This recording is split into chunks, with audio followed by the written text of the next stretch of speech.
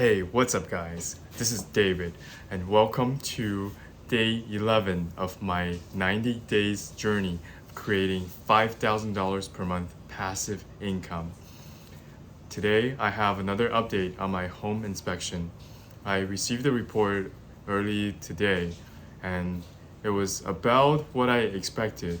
Most of the issues I saw yesterday are included in the report, but the main thing we realized is that this house has a chimney, and I have no idea what condition it's in. The home inspector recommended that we get a chimney inspector to evaluate the current condition of the chimney.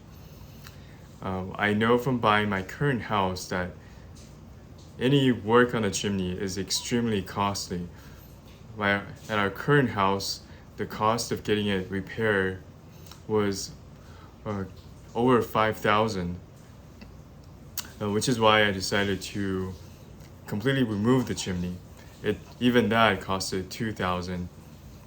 So for the house we're going to buy, we will ask the seller to send a chimney sweeper, or allow us to send a chimney sweeper to check the condition of the chimney, and if any repair is needed, we'll let the seller pay for that. And as for the sediment cracks and deterioration of the stone, my realtor told me that it's fairly easy to fix. They just need to be filled and caulked and possibly painted, since the entire house is currently painted. But I still included that in the repair request anyway, to see what he does. I have a feeling that since housing prices are coming down and this guy is a professional house flipper, he's gonna want to close as soon as possible so he can buy more houses to flip. And if the request is not too difficult, he should do his best to honor it. That's my thought anyway. Other than that, the rest are small things. When my wife and I were touring the house yesterday, we saw some parts of the ceiling that seems to have been filled with spackling, but needs to be painted. And also inside of a closet, we saw that there was a large hole exposing the attic of the house.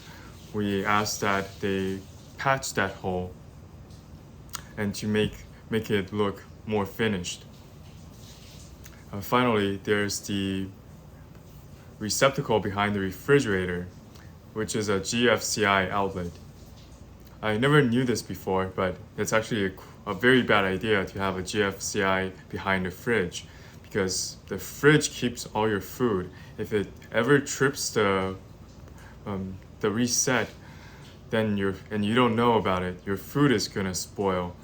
And also, if some other outlet trips that breaker, not only will your fridge turn off, but you need to move the fridge before you can reset the outlet to go back to normal. So we asked that they replace that GFCI behind the fridge with a normal receptacle.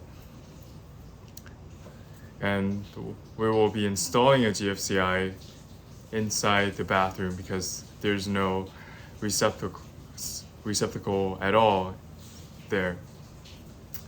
We sent it out around 5 p.m. and we expect to get a response by end of day tomorrow. I have my fingers crossed on the sellers agreeing to most of our repair requests, because I feel he's in a hurry to close, and also I think our demands are fairly reasonable. The next thing I'd like to share is my perspective on franchising. It has changed a bit since I read the chapter from a book this morning. The book is called The $100 Startup, which is about creative ways people have launched highly successful companies using using $100 or less. I'm towards the end, and in the chapter he talks about franchises. I actually thought about owning my own franchise at some point, maybe a Pizza Hut or I can't think of any favorite franchise at the moment, but it's actually quite an investment to get a franchise. You will need at least $250,000 just to be eligible, and after that, the franchise company will determine which location you're set up in, how much you pay for the rent and for the franchise fee, what your menu is, what all of your employees need to wear, including you, what time you go to work, and for all of your trouble, if your franchise is not doing well or you violate any of the provisions in your contract, the parent company can shut you down and sell your franchise to another owner. What they don't tell you is how many franchises are shut down. Even when they take your restaurant and sell it to another owner, it doesn't count as a shutdown. So based on the statistics they provide, it's not evident how well franchises do overall. And for all of that trouble, on average, franchisees earn only an average of $43,000 per year. For all of that work, I would require a much higher investment than that. So the best alternative to working for a franchise is to be your own franchise, which I will talk more about in the next video.